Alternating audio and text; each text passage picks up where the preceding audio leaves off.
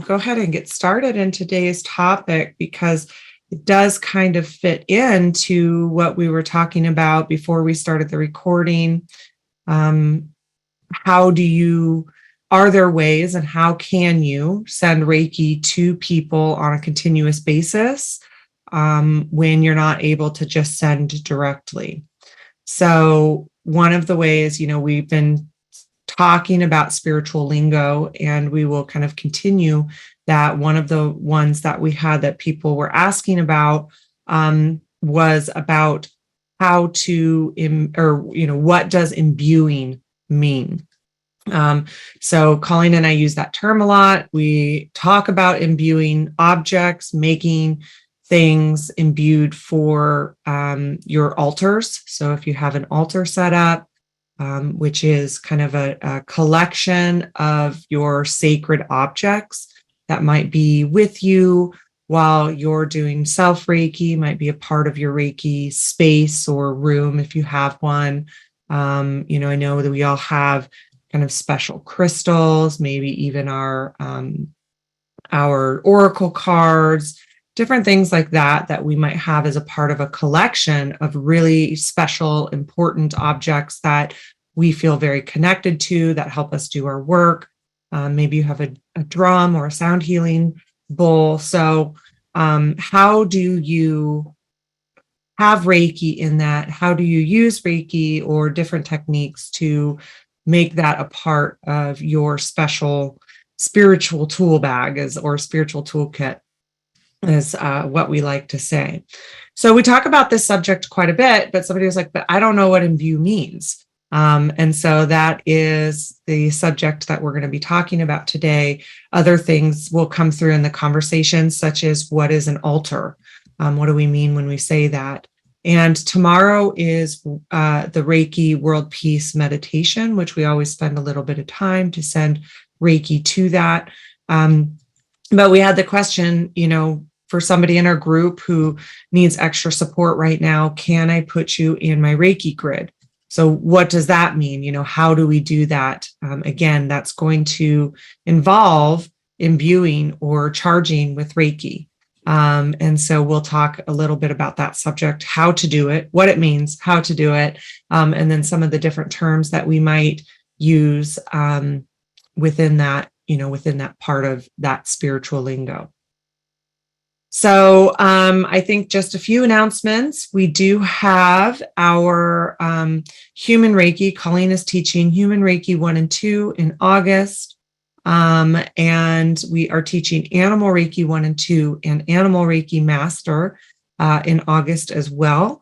So you can go to ReikiLifestyle.com, look at the classes tab, and that will show you the dates, a little bit more about each class, and how to register if you would like to take those classes with us. So like I said, Colleen's teaching Human Reiki 1 and 2, and then Colleen, Sue, and myself are teaching Animal Reiki 1 and 2 in August. And, that's the ICRT course. It's an official ICRT course. And we are 3 of the 4 authors, and we teach that class together. So get all of our unique perspectives, our expertise, and it is a really amazing class. And, we've definitely had a lot of feedback that people say it's one of the best Reiki classes that they've ever taken. There is so much that you get out of just even taking it for personal reasons.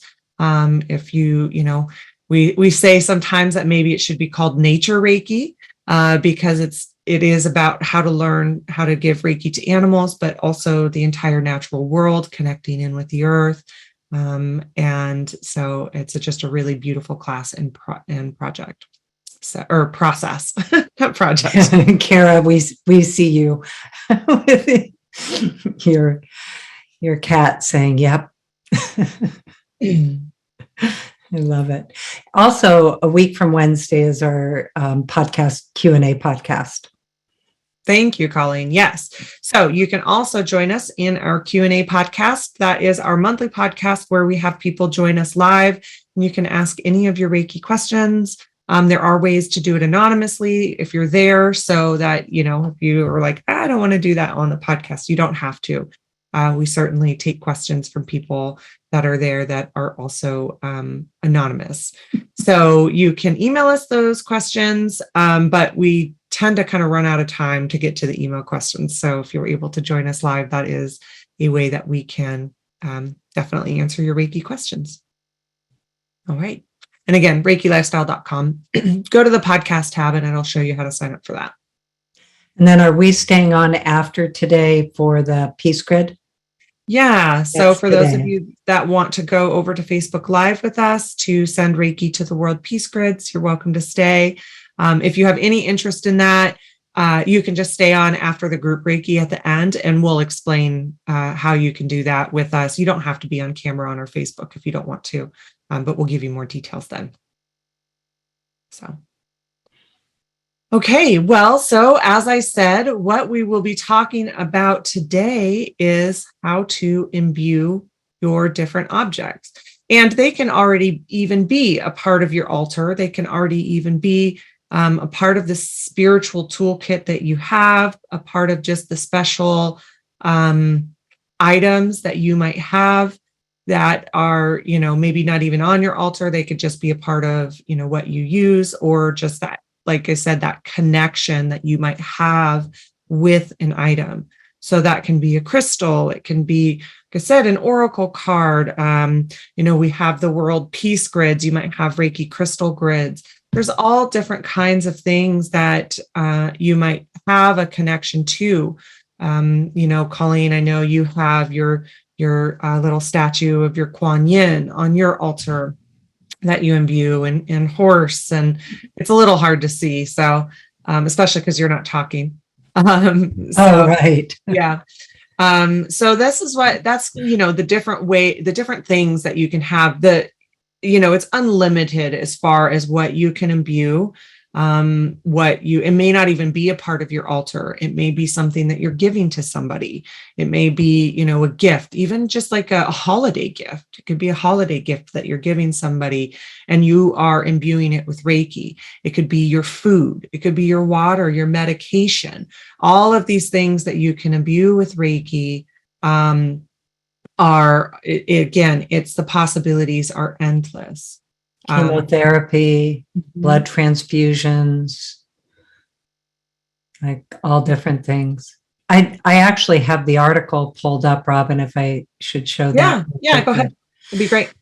So we actually wrote an article about this, and I'm going to start at the beginning. So if you don't know how to find the articles on our website, if you go to ReikiLifestyle.com, go to the Reiki library. And there's several places you are going to find things about imbuing. So articles, ceremonies, and craft projects are all going to have different information about imbuing. But this is a specific article that we wrote. I've been writing for Reiki News Magazine since 2005. And the first article I wrote was knitting with Reiki. And that was about how to imbue your knitting with Reiki. And so here it is. Here's the actual article that we wrote with a how-to, but there's also some really great examples in this too. So let me go back real quickly. When you go to the article, I always encourage you to go to the download, because it's actually the article PDF from Reiki News Magazine. So here it is, and you can see some examples. These are scarves that I knit for kids in hospitals.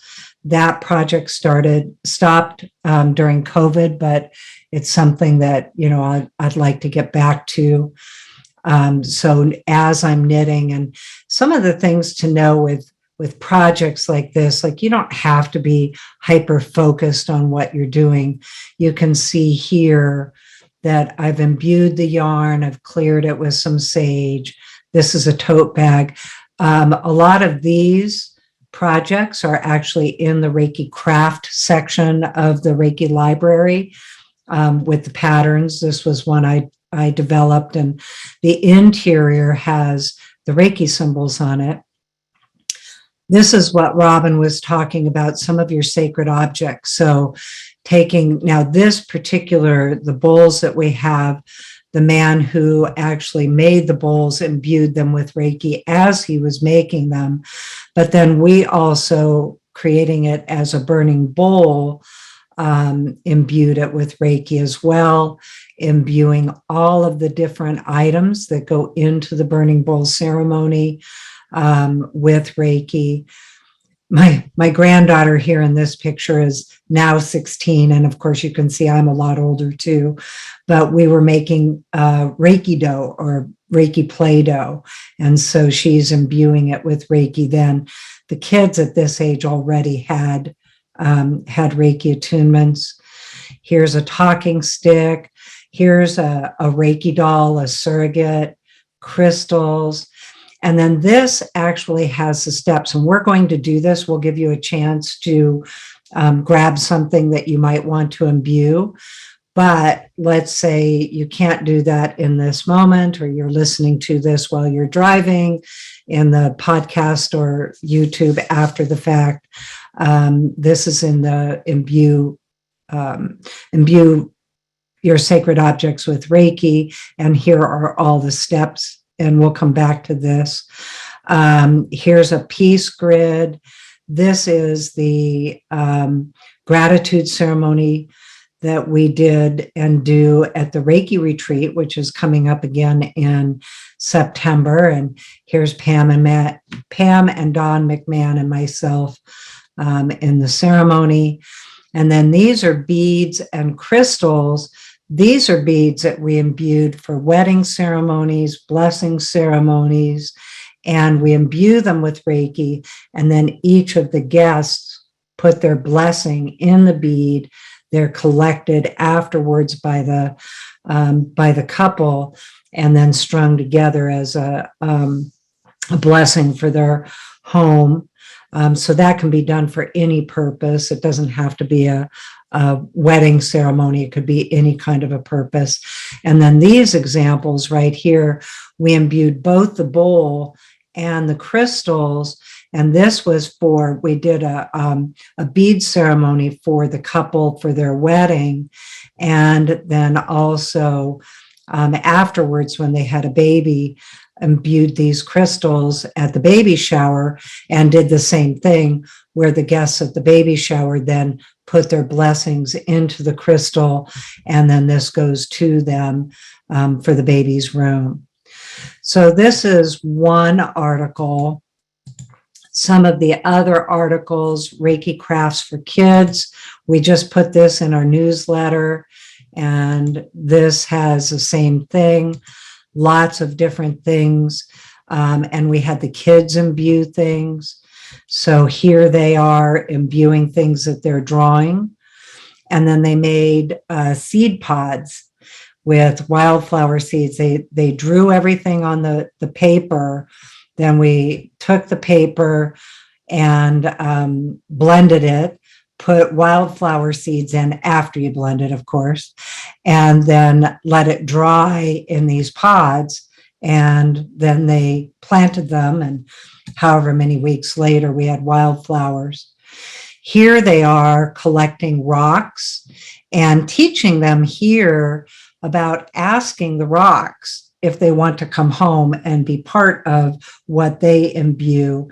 And they were doing rock art, and then we would take them back out and imbue the rocks, imbue the rock art, and take them back out and place them places that people could find. And here's some other projects. We had them make talking sticks. Here's some of the rock art. And again, when you're taking them from a place like the river, teaching the kids to actually ask the rocks if they want to be used for that purpose. Do they want to come home with us? Or, sometimes rocks will say no, they don't want to be part of the project. So they learn how to imbue things here. These are t-shirts that they made. And then here's some self-drawing portraits. And again, imbuing all the projects. I should get the one out with Luna, Robyn's daughter, quite a bit different than these two kids who are, you can see, are very clean. If I get a chance, I'll try to find the photo of Robyn's daughter when she did the same project. I actually had to strip her down because she got so much paint all over her that she put the paint on it and then walked all over it and painted it with her body. So very different kids. But these are just some ideas of things that you can do. And then looking here, if you go back to the Reiki library, there's other articles with things that you would imbue, but ceremonies. So here's some different ceremonies, the one that we just mentioned. And here's how you do the ceremony, but the imbuing part is part of the process. So as we're working with all these items for the ceremonies, we are actually imbuing them with Reiki first. So these are some ideas. And then there's some of the craft projects doing the same thing. Here's the actual how-to, the patterns, and the how to make some of these things that then you might imbue. So here's Dana and Ariel making soap, and they imbued the soap with Reiki. Here's different wall hangings. Here's Robyn with some beautiful feather earrings. These are all imbued. Again, this is Ava. She's now 16 and imbuing things. These were gifts that she made for her teachers, and beeswax candles. And so she imbued those with beeswax or with Reiki, and then made them for the teachers. The slippers, this was the very first article that I wrote because William Rand had a heart attack. Oh gosh, it's been over 20 years ago now, but I knit slippers for him with Reiki. And then he asked me to write an article about how to imbue Reiki or knit with Reiki. So these are just some ideas about things you can do and imbue with Reiki and different craft projects. And there's more here that you can look at. But anyway, that just gives you some ideas about different things that you can do to imbue. And like I say, when I'm knitting, I'm not hyper focused on it. I'll go in and I'll chant the symbols into it, or I'll go in afterwards and really empower the things with Reiki. I empower the yarn, imbue the yarn before I start. And you can do, like the whole project at once where you're beaming everything, or you can do one thing at a time. And, you can do a whole room if you want. Patty, I see your comment here that you just unpacked everything, your sacred items that have been packed for 3 years. And, if you wanted, you could just set them all out and do some clearing and imbuing again as you're putting them back out in your space. Robyn talked about the altars. So, all of my altar is behind me. I have lots of things here that are different pieces imbued. Here's Kuan Yin and the different items on the altar that are here too, that all get imbued with Reiki too. So, and when I do this, by the way, for those of you that don't know, it's because my focus goes out and that refocuses it. So anyway, go ahead, Robyn. Well, I just thought I would say what imbuing is. So I think that most of you probably, understand now by all of the different examples that Colleen shared with us, is that essentially imbuing is charging with Reiki and putting intentions into these objects. So it's not always with Reiki. We have lots of people and different modalities that are also imbuing, just for the ease, since this is a Reiki circle, that is what we're talking about it in this circumstance, is that we are putting Reiki into it. So let's say I have something, an object that if this is, my desk is right down here. So if it's over my desk, I might have an object underneath my hands. I've got Reiki flowing, and I am putting Reiki into the object that is underneath my hands. So that is kind of what we mean when we say to imbue. A lot of times, and as Colleen said, we're going to go through the 5 steps together. A lot of times too, I'm going to also have an intention to put into that. Oh, here I've got one of my most special crystals with me. So this is a crystal that I have. So sometimes I'm just going to charge it with Reiki. I'll put it a little closer. Sometimes I'm going to just charge it with Reiki because that's part of what I use this crystal for. Other times I am going to put an intention into it. So as the example that Colleen used of it, the one where we imbued crystals at the wedding and then at the baby shower, that's going to give it Reiki. Lots of people don't have Reiki in those situations, right? So lots of people don't have Reiki in those situations.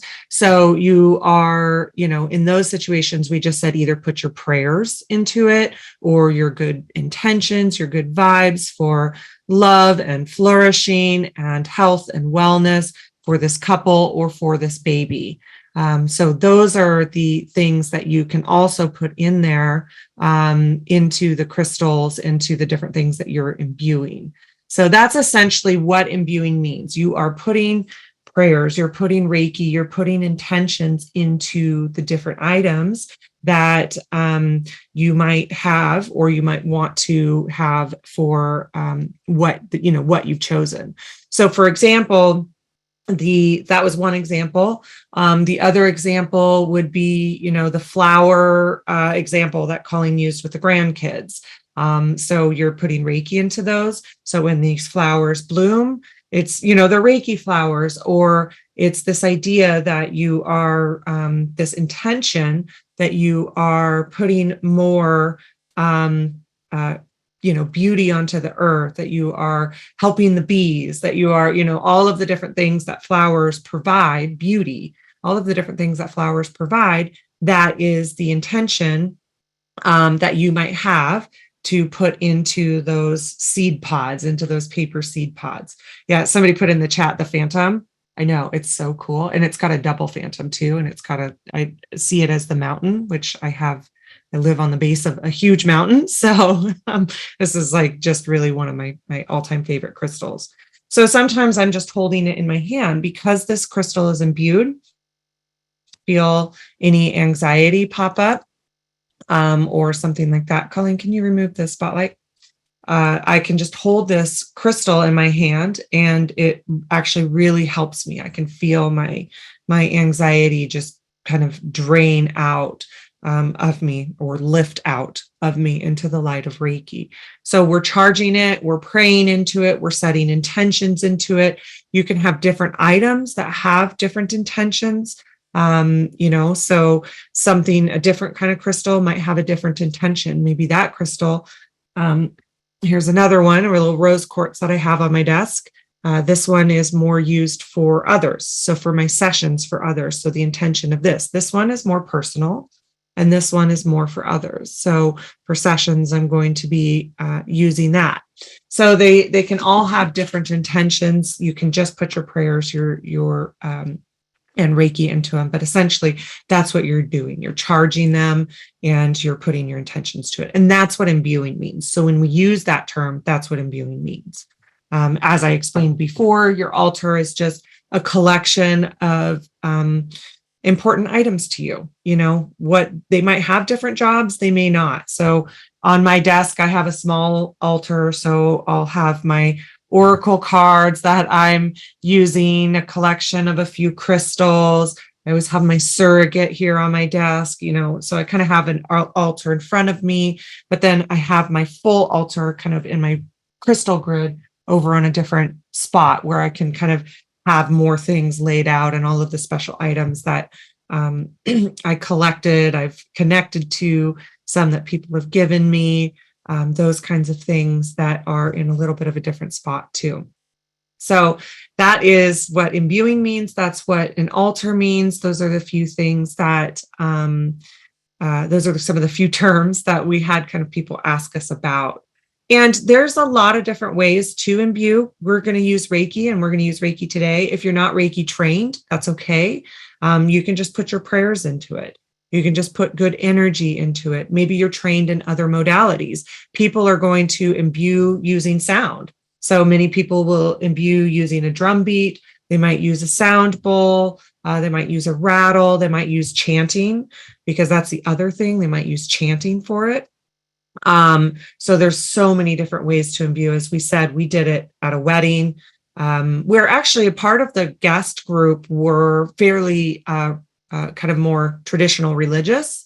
And so the languaging that we used in that, or Colleen was the officiant, the language that was used in that setting was just, please put prayers into the crystal.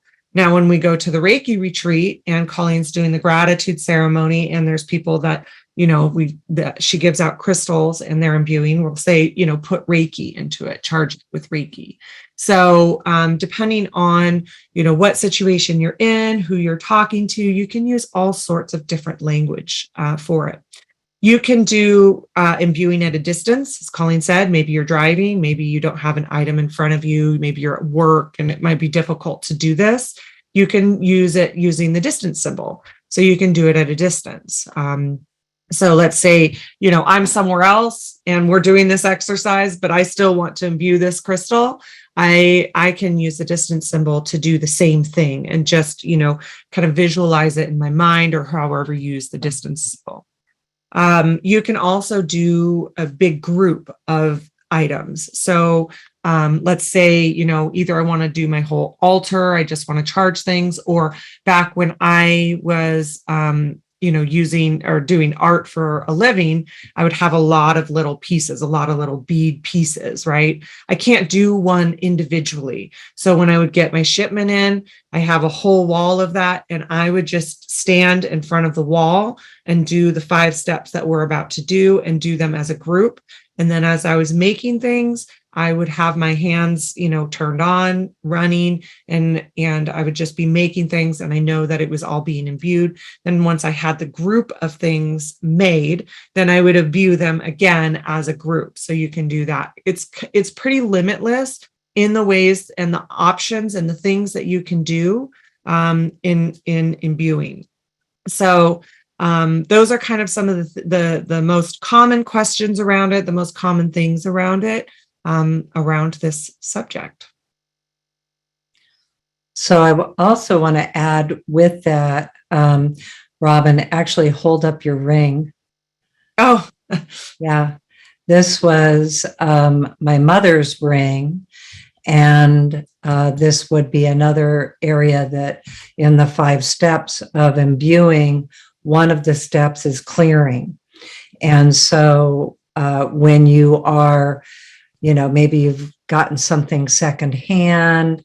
I think of this even with shoes, like if any of you are thrift store shoppers or anything like that, hats in particular, it's like I want to go through and clear and imbue things like that I'm wearing that maybe belong to somebody else. And the same with like my mother's wedding ring, for instance. Much as I love my mother, she and my father had a very different marriage than I have. And so I really wanted to clear her jewelry items and imbue them with Reiki and my intentions so that they now kind of the energy of them shifted for my energy. So yes, can you Reiki a cell phone? I also want to look at some of the questions that are here. Are they indefinite? I think there's a level of indefiniteness to it. I don't really know the answer. I don't know if any of us, like I can give you my thoughts around that, but whether everything holds it forever, I don't really know that. The crystals, the next question is, well, if it holds it indefinitely, why would I need to clear it?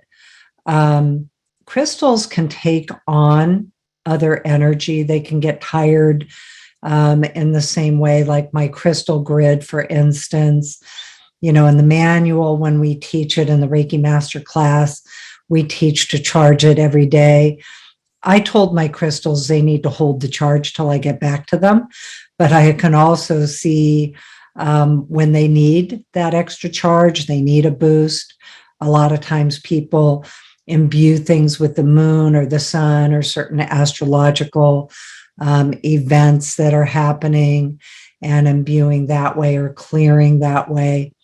Lots of ways, as Robyn was saying, lots of ways to do all of this. So these are particular ways, and you can adapt it. For those of you that maybe are making things for the holidays for others, you can imbue things for others as gifts with intentions for them, for blessings for them. Steve said he had a crystal grid that he used before it was his peace grid, and that it just is amplifying all the time. So I feel like a lot of my items, they're always here. They receive so much Reiki because we're always doing Reiki in the home, and a lot of things, just get imbued by being in the space as well. And so, there's imbue the shower head for all the water to be Reiki water. So lots of different ways that you can use it. And so what we're going to do now, because we could talk about this for a long time, I see, what we better do now is go ahead and get into the 5 steps. And again, remember, these 5 steps are in the article that I screen shared. For those of you not looking at the screen share, go to reikilifestyle.com, the Reiki library, and the article, Imbue Your Sacred Objects with Reiki, is there with the 5 steps we're about to do. So I just want to say too, that this is a very common way to imbue your World Peace Grid, which is kind of where this came up, since tomorrow is Reiki World Peace Grid Day. Many of you have a World Peace Grid, you have crystals on it. This is a way that you can charge it. You can put intentions for people on there. As Colleen said, it might be that, you need to get back to it, or you just send from a distance like that, or you just even spend a moment and put Reiki into your crystal grid, put names on your crystal grids, and charge your grid. It is very, it's an infinite thing. I've seen all the ways that people are so many ideas in the chat, and during full moons and new moons and solstices and all of that kind of thing too. So